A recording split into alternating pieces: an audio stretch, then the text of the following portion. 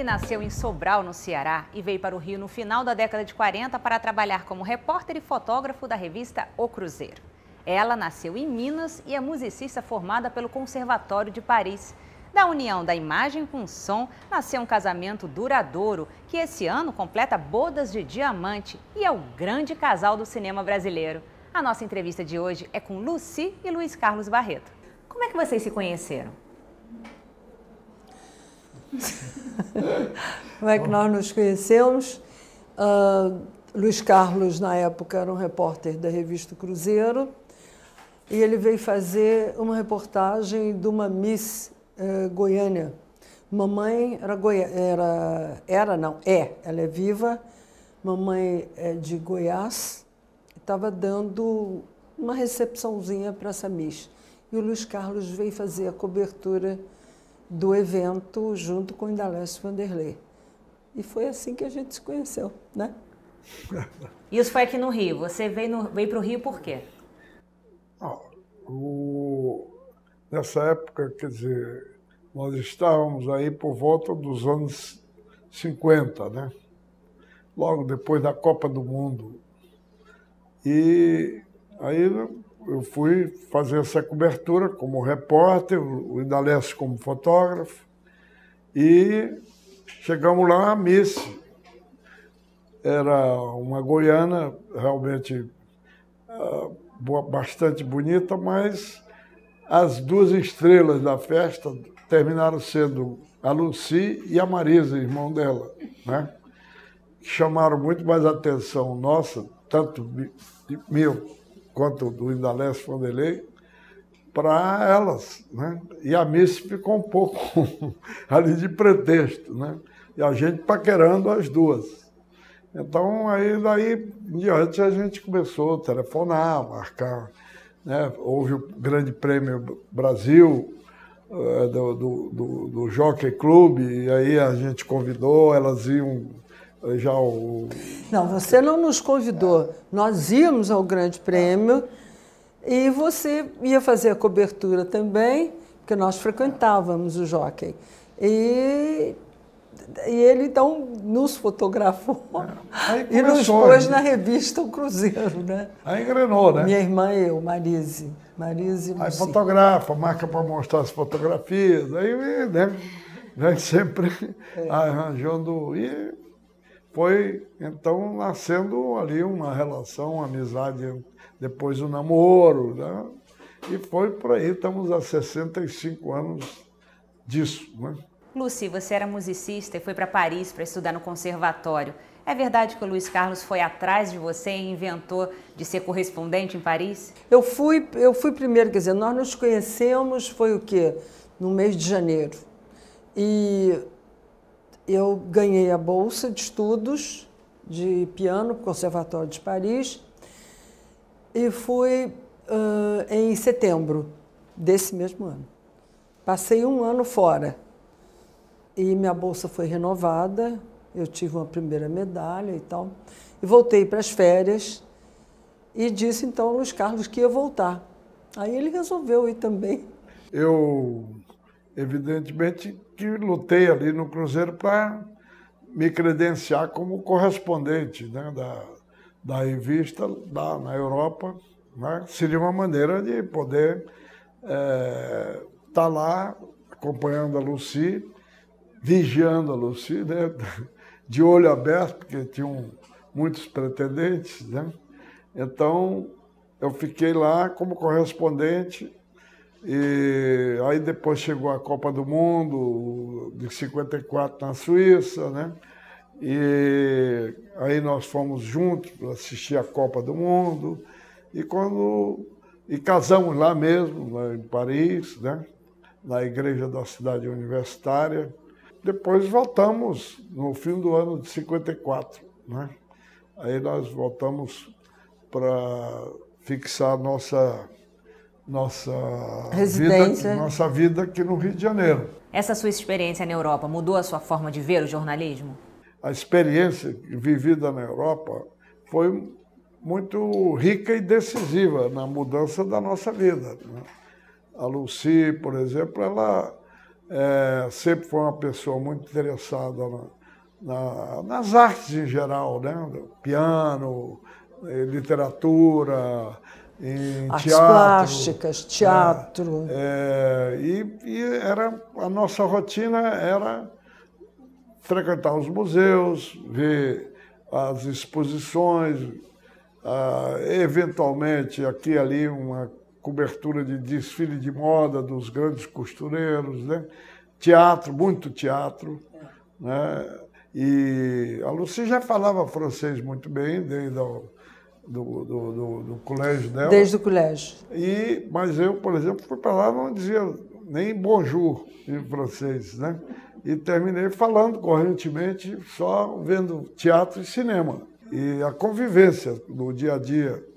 E aquilo também, ao mesmo tempo, foi servindo para mim, era como se eu estivesse fazendo um doutorado, né? Porque eu estava tomando conhecimento de um outro mundo, de uma outra cultura, né? E inicialmente ia fazer um curso de cinema e não fiz, porque era muito teórico, né? Aí passei a frequentar os estúdios, então, e também namorando muito, né?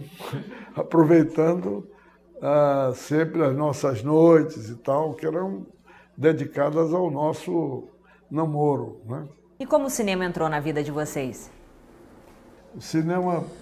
Como o cinema entrou? Bem, eu já gostava de cinema, né? Eu sou mineira e vizinho à minha casa tinha o Cinema Rex, que eu frequentava. Naquela época era o quê? Em Araguari, Minas. Naquela época eram os seriados de Flash Gordon, aquelas coisas assim, né? Eu gostava muito, sempre gostei de cinema, né? E o cinema entrou na vida do Luiz Carlos, eu acredito que naturalmente, que ele era jornalista, fotógrafo, né? E nós frequentamos muito a Cinemateca também, em Paris, e tínhamos muitos amigos cineastas lá também. Então, foi vindo naturalmente, eu diria isso, né? E mais tarde, depois, quando eu me dei conta que eu tinha bom gosto, sensibilidade para a música e tudo, mas que eu não tinha boas mãos. Então...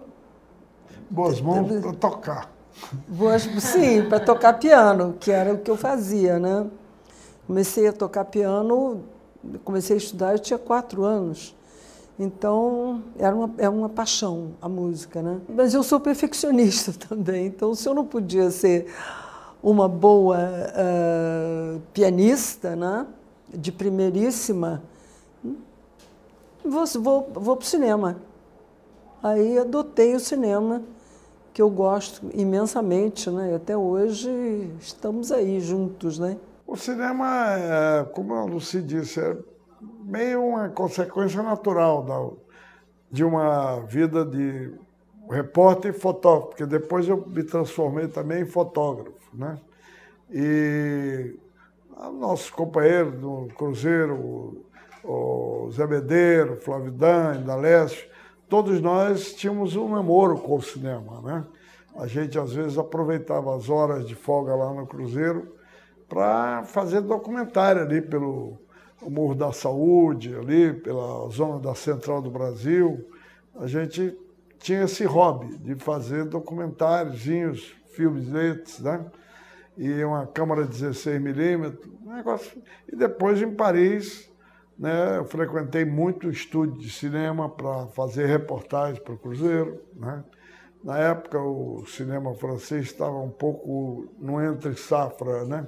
Tinha acabado aquela geração de ouro do Carnet, enfim, do cinema clássico francês, e ainda não tinha surgido a Nouvelle Vague, né?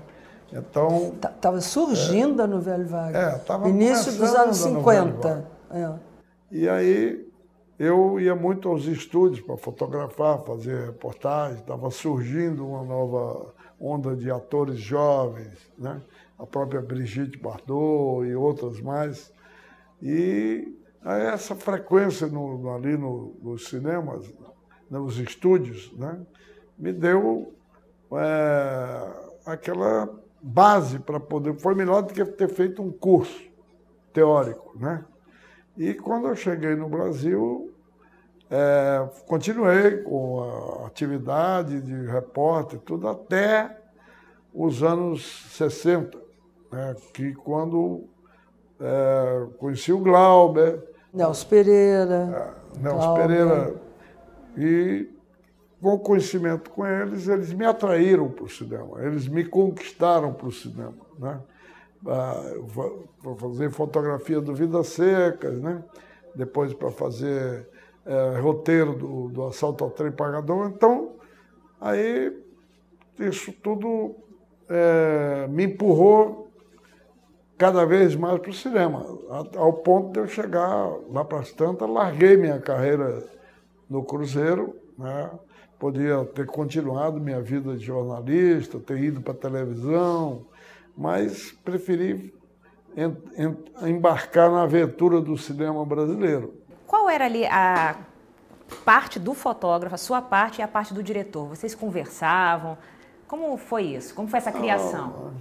O cinema brasileiro tinha uma fotografia muito copiada do cinema estrangeiro, sobretudo do cinema mexicano, que tinha um fotógrafo extraordinário chamado Emílio Figueroa, né? E que era uma fotografia muito artificial. A fotografia de cinema era uma fotografia muito artificial. Isso para o cinema até os anos 40, 50. A partir dos anos 60, o cinema ficou uma coisa mais realista, procurando as temáticas mais realistas e tal. Eram ficcionais, porém não muito, né? Sempre baseado... Isso já no pós-guerra. Já justificava isso. Então, aquela fotografia de Hollywood, a fotografia do Emílio Figueroa, era inadequada para um cinema tipo Nouvelle Vague ou tipo neorrealismo italiano. Neorrealismo italiano. Então, quando eu fui fazer Vidas Secas, por convite do Nelson e por sugestão do Glauber mesmo, eu não sabia nada de fotografia de cinema. E aí eu disse que eu só sei fotografar com luz existente, não gosto de luz artificial, né? E eles disseram, é isso mesmo que nós queremos. Então eu fui fazer as fotografias do Vidas Secas e depois do Terra em Transe com o Glauber, né? Foram as duas fotografias de cinema, mas com isso, de uma certa maneira, eu consegui, com isso, introduzir um novo estilo de fotografia para o cinema, sobretudo para os filmes do cinema novo, né? Então, eu tenho muita honra e muito orgulho de ter contribuído para essa mudança estética no cinema, né, brasileiro, de se adotar um padrão de fotografia mais realista e, enfim, desprovida de artificialismos, né, de super equipamentos, porque ao mesmo tempo era também uma coisa ligada à economia do cinema brasileiro. É um cinema que não tinha muitos recursos. E você, para fazer um parque de luz na época não tinha esse tipo de aparelho, eram todos grandes refletores, pesadíssimos, arcos voltaicos, né? Era uma coisa, uma produção mesmo, exigia 2 caminhões cheios de refletores, né? E às vezes refletor para iluminar a luz do dia. Com esse sol todo que tem aí, né? Estava lá, o centro botava para eliminar sombras e tal. E eu falei, não, a sombra faz parte do negócio, é o contraste. Isso foi muito, para mim, foi muito gratificante, né? Poder ter contribuído com isso. Durante décadas, o filme Dona Flor e Seus 12 Maridos foi campeão de bilheteria. Atraiu quase 10 milhões de pessoas na época. Como vocês veem o mercado brasileiro atualmente e esse crescimento das comédias? Olha, primeiro uma correção. O Dona Flor ainda é o campeão de bilheteria. Eu não estou muito ligando para essa competição.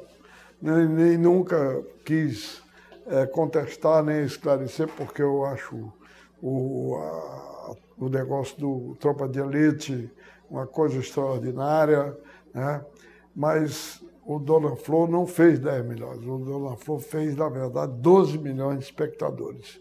Na época, o filme que mais tinha feito bilheteria no Brasil era o Tubarão e o Exorcista, primeiro Exorcista, que fizeram cerca de 9, 10 milhões.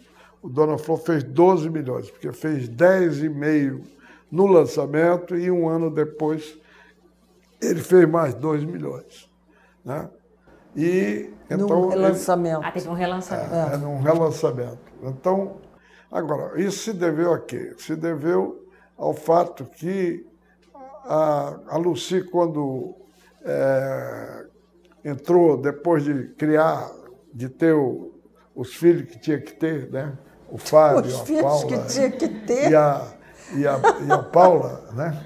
Ela começou, já tinha deixado de lado o piano, que eu acho que não devia ter deixado nunca, apesar dela dizer que não tinha mãos boas, Nunca mas deixei, sempre tocou de fato, muito bem, piano. que é perfeccionista, né?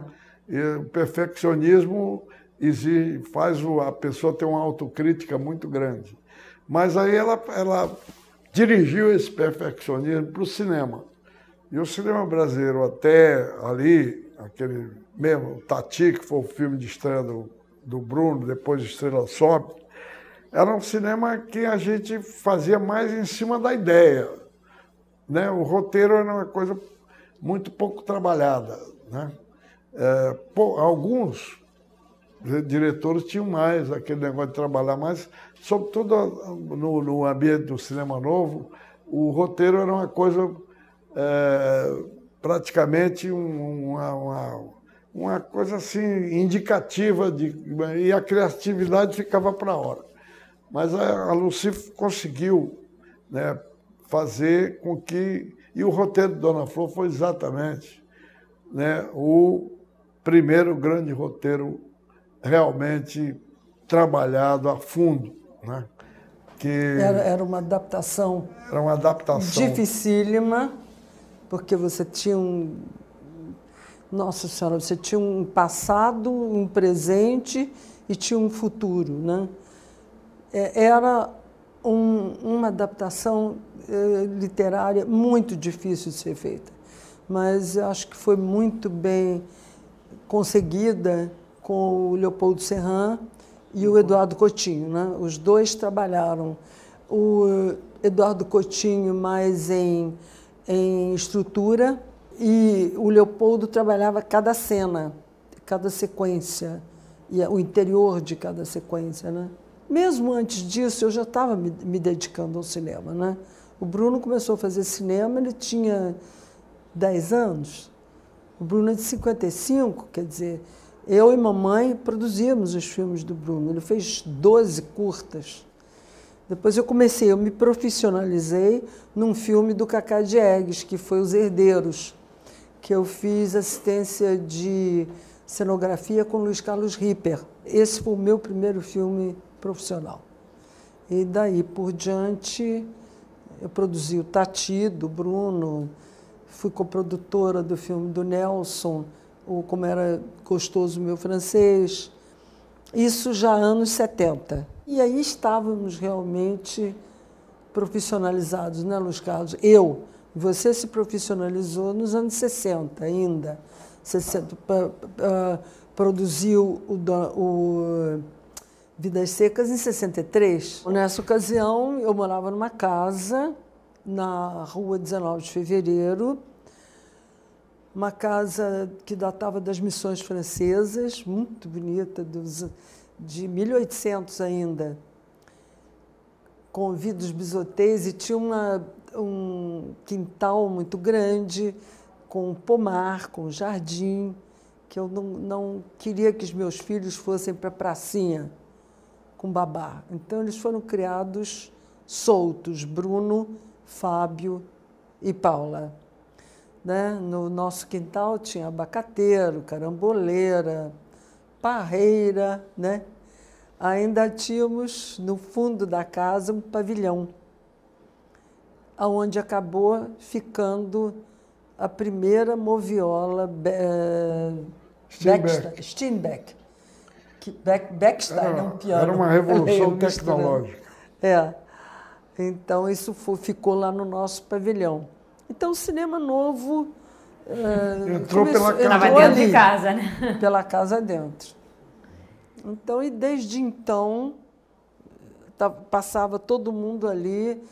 Rui Guerra montou o filme lá, Leon, Jabor, que mais? Nelson, Glauber. Então, e aí os filhos naturalmente entraram para o cinema, né? Não tinha outra saída, né? Não tinha outra saída. O Fábio ainda pensou em ser fazendeiro, porque meus pais eram fazendeiros. Papai era cardiologista, mas fazendeiro de café e de gado também. Então, Fábio pensou em ser um fazendeiro. Agricultor. Ele tentou fugir do veneno cinematográfico, mas não conseguiu. E como é trabalhar em família?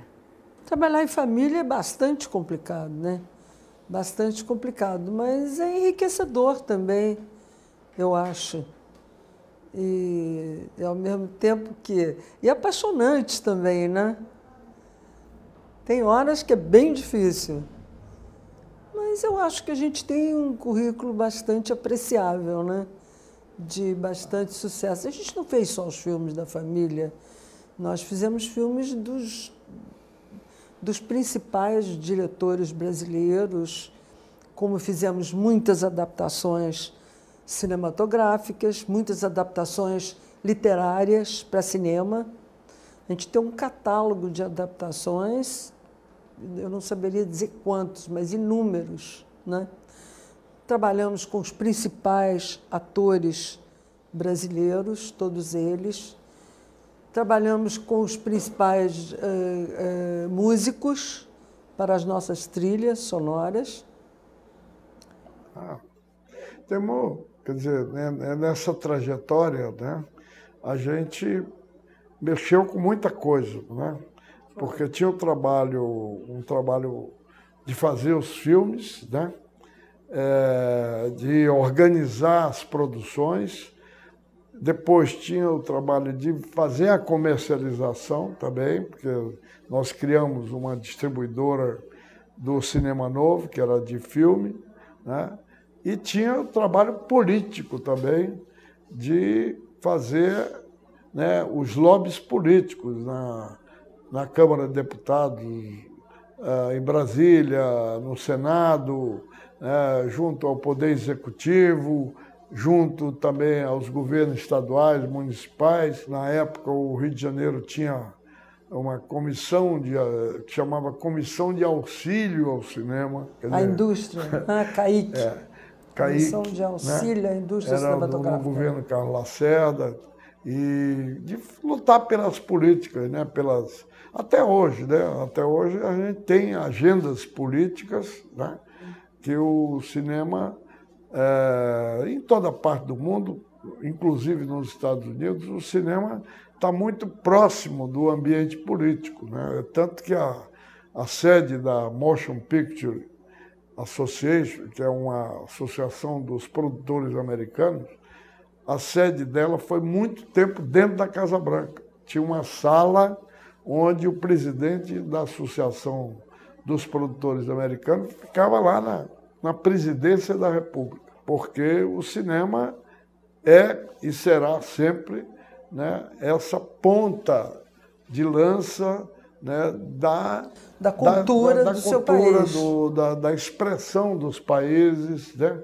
O cinema americano penetrou no mundo inteiro e deixou até hoje, né, as populações, e cada vez aumenta, porque a televisão também hoje é uma divulgadora de, vamos dizer, mais de 35% da programação das televisões é cinema, né? Então, o cinema tem esse lado político muito forte, porque ele é uma coisa estratégica. Como você bem colocou, o cinema está muito ligado à política, né? Tanto no investimento nos filmes, que é um mercado extremamente dependente dos investimentos públicos, como também, por exemplo, no número de salas, para aumentar o número de espectadores e até no preço do ingresso. Como é que você acha que um sucesso como, por exemplo, Dona Flor e Seus Dois Maridos, hoje poderia ser repetido? Eu vou te mostrar aqui um dado que não é meu, não, é da Rio Filme. Da Rio Filme é uma companhia da Prefeitura do Rio de Janeiro. Esse filme, Meu Passado Me Condena, a produção custou 8 milhões e 100 para fazer e depois comercializar. Mais de 10 milhões foram pagos de impostos ao governo federal, ao governo estadual, ao governo municipal. E aí ainda falam que o cinema é subsidiado, que o cinema vive nas costas da renúncia fiscal, né? Não é verdade, está aqui. Isso aqui, e empregou aqui diretamente cerca de 100 pessoas, cada filme emprega 100 pessoas diretamente e mais de 200 pessoas indiretamente. Então, é uma indústria de produção, né, que é talvez de todas as atividades produtivas e industriais do Brasil, a que paga mais imposto e que paga mais salários e que gera mais emprego. E não capitaliza as empresas. Por isso as empresas de cinema não têm autonomia, porque não se capitalizam. Porque o dinheiro fica no meio do caminho, com o exibidor, com o distribuidor. De cada ingresso que você paga caríssimo na porta do cinema, que o preço de cinema no Brasil é um preço quase igual ao da Europa e dos Estados Unidos, quando o salário aqui não chega nem aos pés. Né? Mais caro em alguns cinemas até, né? Aqui você tem um ingresso que custa R$20 ou R$30, esse ingresso vai chegar na mão do produtor, 12% do ingresso fica com o produtor. Ou seja, 88% do ingresso vai para a mão de outros. Aquele que fez o produto, né, que gerou emprego, que pagou imposto, ficou com 12%. Não vai capitalizar nunca, criar empresas saudáveis. Não tem. Vai viver sempre dependendo de cada filme que começa. Então, isso aqui, por exemplo, é uma das coisas que nós vamos procurar. 2 milhões e 900 na imposto municipal, nós vamos reivindicar que isso aqui... Agora, cada filme que se roda no Rio de Janeiro, ele circula, por exemplo, a Lucia acabou de produzir um filme e lançou Flores Raras, que era um filme produzido aqui na Serra do Rio de Janeiro e na cidade do Rio de Janeiro, ou seja, mostrando uma realidade do Estado, paisagística, cultural, mobiliários, jardins, mostrando uma coisa muito atrativa, tanto que chamou a atenção nos Estados Unidos, de várias revistas especializadas em arte, decoração, esse negócio todo, em jardinagem, né? Mostrando a paisagem da Baía de Guanabara, e circulou nos Estados Unidos, na Alemanha, na Inglaterra, acabou de ser lançado na Alemanha, na Inglaterra, levando, como outros filmes que nós fizemos aqui, Menino do Rio, Bossa Nova, que foram exibidos, só o Bossa Nova foi exibido em mais de 600 cidades americanas. Quanto vale isso de propaganda turística? Nós tínhamos que ser isentos desses impostos. Isso é uma indústria nos Estados Unidos, o cinema é absolutamente desonerado. Por quê? Porque ele traz muito benefício de volta. Sim, porque ele vende tudo. Ele vende a paisagem, ele vende a moda, ele vende a música, ele vende a comida, ele vende tudo. Então, quer dizer, essa consciência os americanos têm e sempre tiveram, né? Porque não é à toa que a Blue Jeans está aí, o McDonald's está aí, e tudo mais americano que está por aí. Criando obesidade e ainda Pois né? é, criando obesidade e tudo mais. Mas eu estava falando com você, por exemplo, dos nossos filmes, que são que vêm de adaptações literárias, que usam todos os nossos músicos, os nossos diretores e tudo mais, né? Eu tive um problema com a nossa Câmara de Vereadores, né? Eu pleiteei construir, essa casa é nossa, é a sede da Hélice Barreto. Eu pleiteei construir aqui, é uma casa preservada, quer dizer, eu só tenho que guardar a fachada e eu posso construir no fundo até onde não apareça, do outro lado da rua. Eu poderia construir 4 andares aqui, mas só são permitidos 3. Eles permitem 5, eu não devia falar isso, mas vou falar. Eles permitem 5 para os cultos evangélicos, aqui em Botafogo. E não me permitem fazer 4 andares. Para um centro cultural. Para um centro cultural, quer dizer, a Hélice Barreto completou 50 anos de produção. Ela existe desde 1962. A gente tem um acervo de figurino de 80 filmes. Nós temos mobiliário, nós temos, como é que eu diria, objetos de cena, né? Temos guarda-roupa, figurino, tudo isso, quer dizer, além dos roteiros de todos os filmes, né?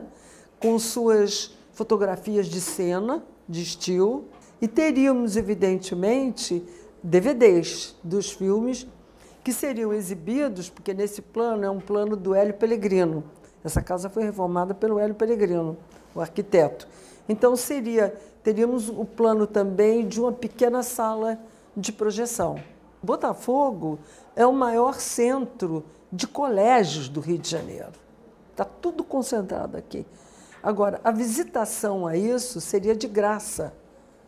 Tudo isso foi dito. O nosso querido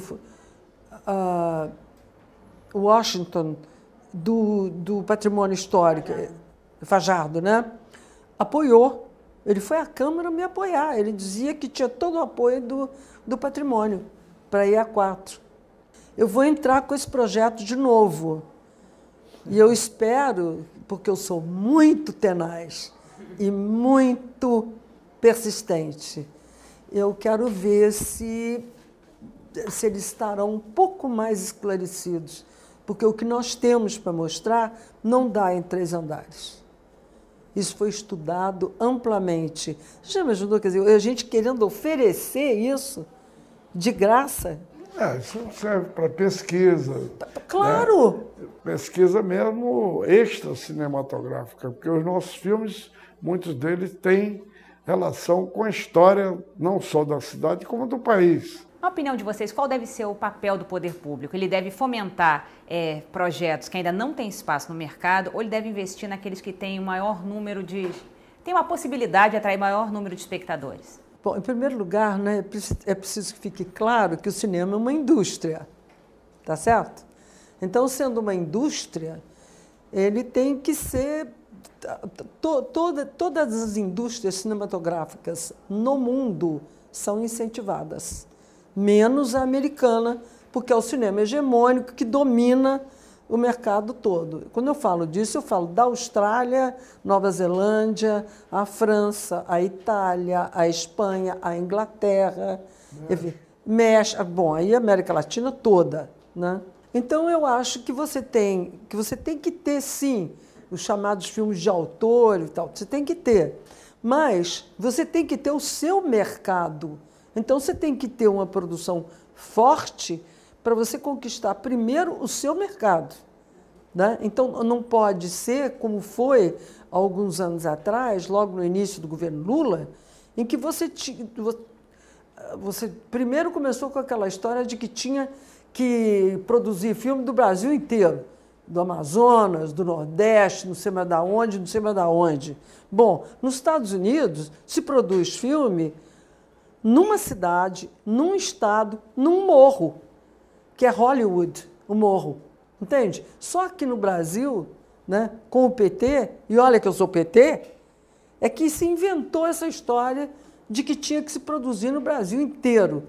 Evidentemente, então, vieram um número de filmes que não encontraram lugar nenhum para ser exibido, essa que é a verdade. Então, a queda de público para o cinema brasileiro foi enorme. Então, eu sou a favor que você tenha o seu mercado, que você produza para conquistar o seu mercado e que você tenha um guichê menor no Ministério da Cultura, né, que é a Secretaria do Audiovisual, para produzir os filmes de baixo orçamento e de primeiros filmes, né, e filmes de pesquisa de linguagem.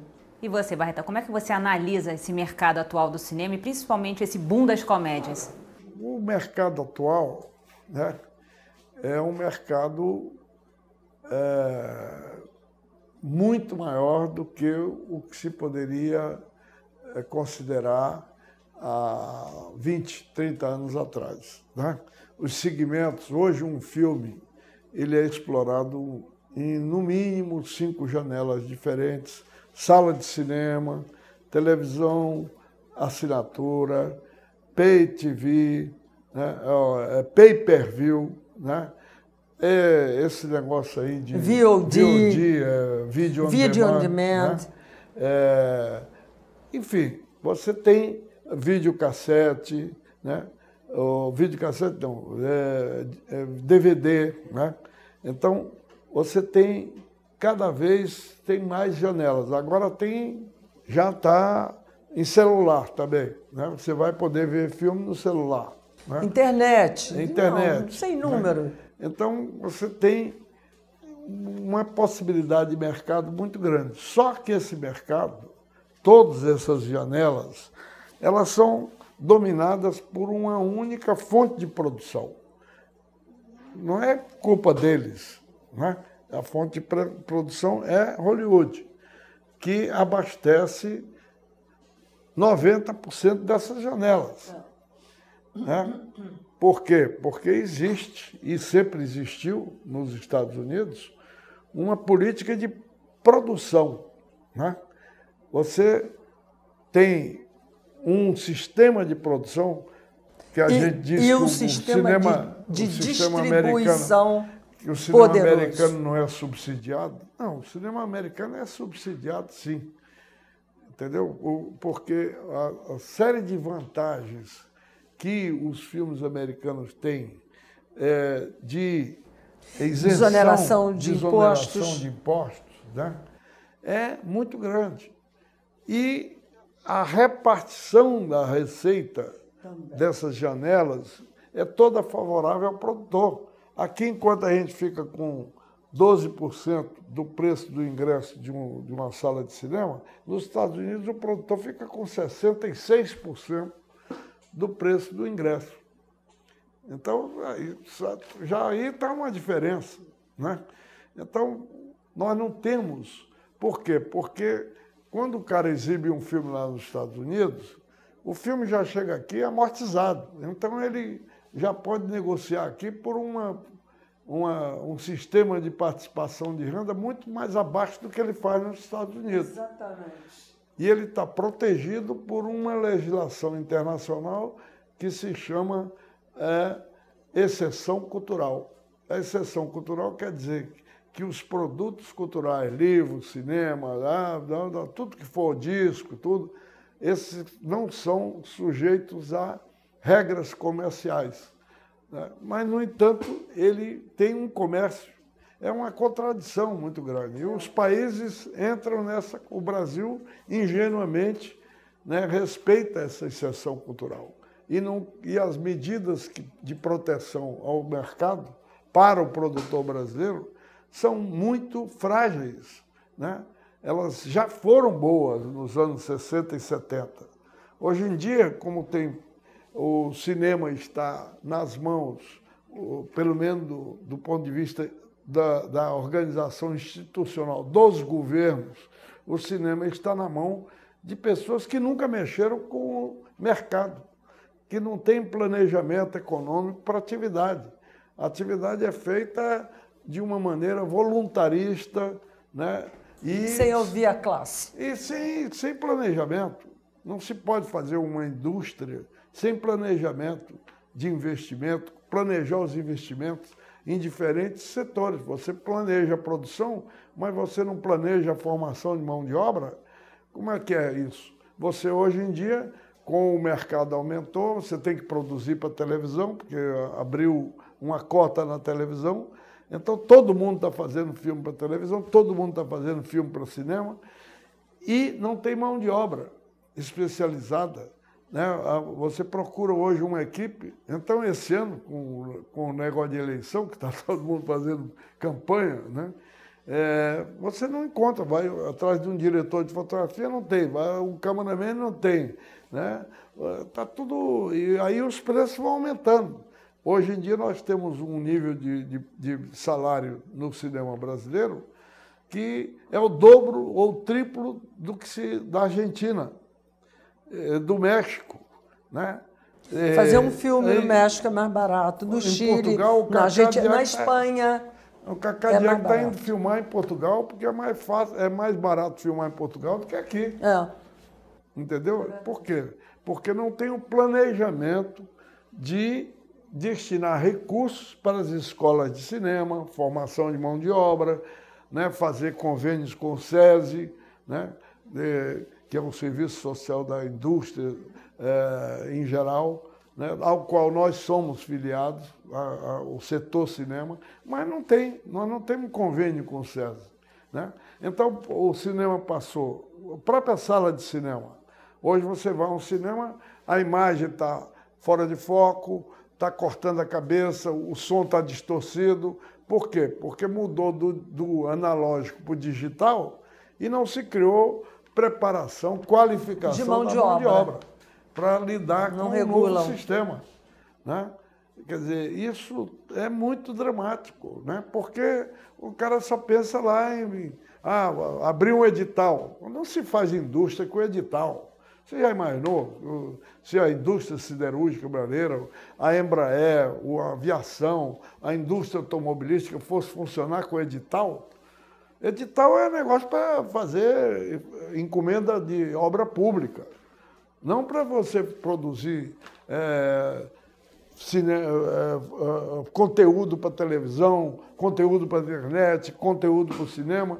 Cada projeto tem uma papelada burocrática que leva 6 meses para tramitar, já era.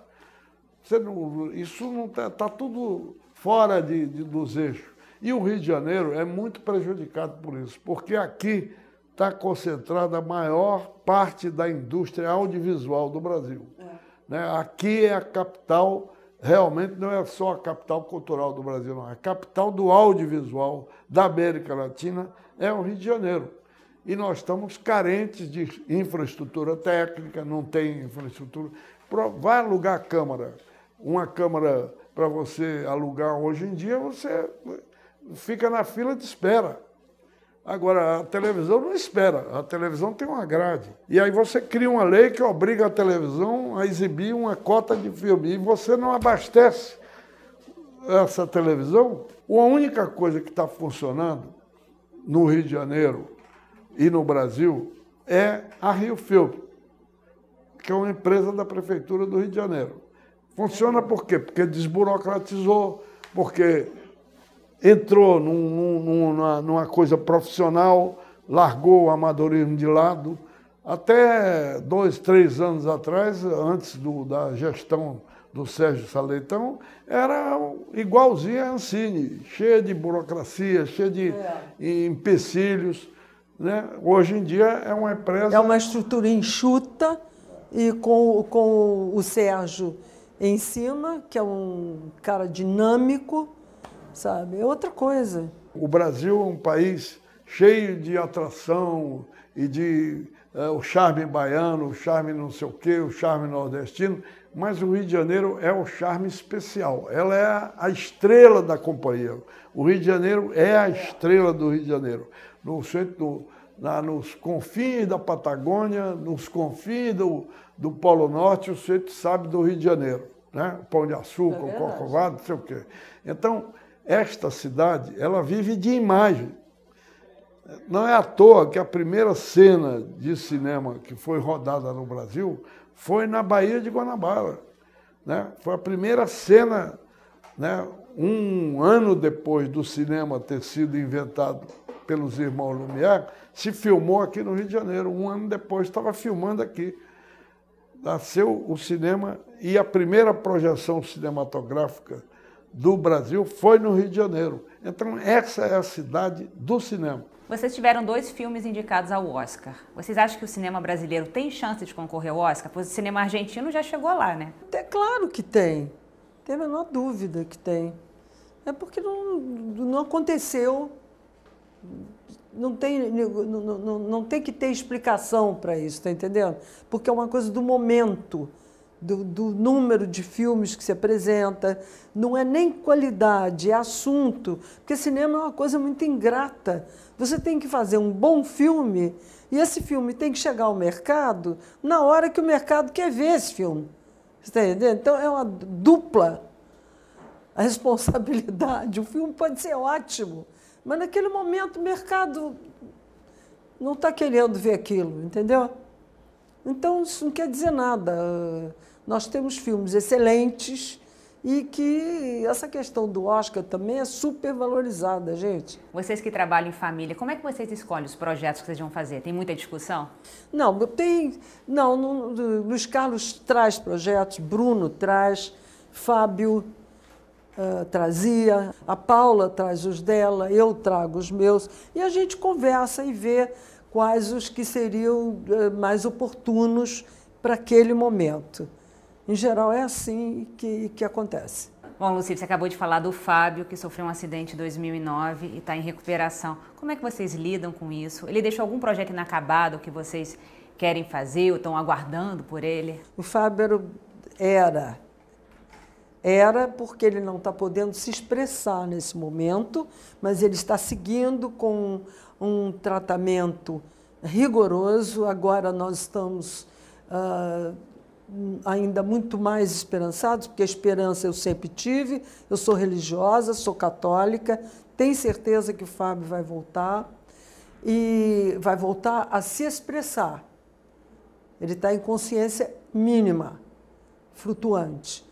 Muito bem, então a gente tem seguido diversas ideias que ele tinha de programas para televisão e terminamos um filme agora que era uma ideia dele, que é o Rondon, e é para cinema e para televisão, e estamos levando adiante algumas ideias para televisão. Enfim, Fábio é muito dinâmico, tinha muitas ideias, muita coisa está sendo desenvolvida ainda, né, Luiz Carlos, dele. Bom, para finalizar, qual a análise que vocês fazem da trajetória de vocês até aqui e desse encontro?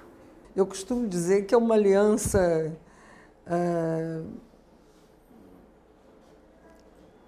da imagem com o som, né? O Luiz Carlos é mais visual. Eu sou mais sonora, é música para mim, que eu valorizo muito, e o som, né? O som direto, por exemplo, foi alguma coisa que foi trazido para o Rio pela Hélice Barreto. O Luiz Carlos fez questão de trazer uma câmera de última geração, com as lentes, as melhores e as mais modernas daquela época, né? E eu fiz questão de trazer o som direto, com técnico francês, com uma editora francesa, editora de som. Isso não existia aqui. E o filme que primeiro utilizou isso foi O Amor Bandido, do Bruno. Então, eu acho que a nossa trajetória é uma trajetória que eu diria de muito amor, não só um para o outro, como também ao cinema. Ao cinema, ao Rio de Janeiro, ao Brasil. Isso. Né? Porque o que acontece é o seguinte, o cinema é, na verdade, o grande vetor da humanidade, né? Você vê, não sei se você tem conhecimento de um filme chamado Copa do Mundo, que é a história de um grupo de budistas lá no Himalaia, sei lá onde. Não, né? Nepal. Não, no Nepal, né? Que queria ver uma final da Copa do Mundo, que o Brasil jogava, porque eles eram vidrados na seleção brasileira. E eles não tinham aparelho de televisão no chamado, enfim, no retiro deles. E aí eles vão procurar em todas as localidades daquela montanha para encontrar uma televisão onde eles pudessem ver o jogo final. Isso foi feito um filme por um diretor, não sei se era indiano, hindu. Acho que sim, acho que sim. Tá, esse diretor vai chegar aqui, ele vai vir a Copa aqui. E é um filme lindíssimo, né? Hoje, o cinema é uma coisa que está voltando ao seu berço, o seu segundo berço, porque o primeiro berço do cinema foi a França e depois foi o primeiro grande estúdio de cinema no mundo foi na Índia, né? Então, o Oriente hoje, Coreia, né, a Índia já é o maior produtor de cinema no mundo desde sempre foi, tempo. Hoje, você tem a China, que está investindo pesadamente na produção de cinema e desenho animado, e desenvolvendo enormemente seu mercado de entretenimento. E o Brasil, isso é um relatório econômico da Pricewaterhouse, o Brasil e a China são os dois líderes do crescimento do entretenimento no mundo. O setor, hoje em dia, isso é uma linguagem um pouco de economista, mas nenhum país, nenhum setor da economia mundial teve crescimento acima de 4% ao ano. O setor de entretenimento na China cresceu a 12 pontos por ano. Está crescendo 12. No Brasil, 8,7%. O Brasil há muito tempo que está crescendo 2% ao ano. O setor de entretenimento está 8,7%. Isso aí, né, não é percebido. Ninguém percebe, né, o vigor desse setor, né? E é um setor que é muito mais importante você desenvolver uma indústria audiovisual do que desenvolver uma indústria automobilística. Uma indústria automobilística que vai engarrafar o trânsito, que vai gastar combustível. Pelo menos agora, poluir, né, que já engarrafou, né, tudo. Que vai poluir, né? E essa indústria, né, que é absolutamente limpa, né? Ela limpa do ponto de vista, vamos dizer, ecológico e espiritual, né? Então, isso aqui é tratado no Brasil assim, como uma coisa engraçada, lá os artistas, não tem nada disso. Artista, tudo bem, é artista, mas é artista que produz, né, que tem uma vida produtiva e que leva essa produção a mudar a vida de pessoas. Né? Quantas pessoas veem um filme e mudam sua vida por causa daquele filme que viu? Né? Para o bem e para o mal. Também tem isso, não tem problema. Então, eu só queria, como palavra final, deixar aqui, senhores vereadores, Poder Legislativo do Rio de Janeiro tem que encarar a indústria audiovisual como a principal atividade dessa cidade. Principal. Não tem nada mais importante do que esta indústria. É só ir lá nos estúdios das televisões, da Globo, da Record, que tem tudo aí na Barra, entendeu? E ver a quantidade de costureiras, a quantidade de alfaiates, a quantidade de eletricistas, né, de empregos que são gerados ali, numa atividade absolutamente limpa, né? Enquanto isso, o nego fica pensando aí em refinaria de petróleo, né? E não se apercebe de que nós temos uma riqueza maior do que o pré-sal na mão. A cidade do Rio de Janeiro tem uma grande riqueza. Isso aqui podia atrair... Quem é que não quer no mundo filmar no Rio de Janeiro? É verdade. Verdade. Muito obrigada. Nada, foi um prazer. Nós é que agradecemos.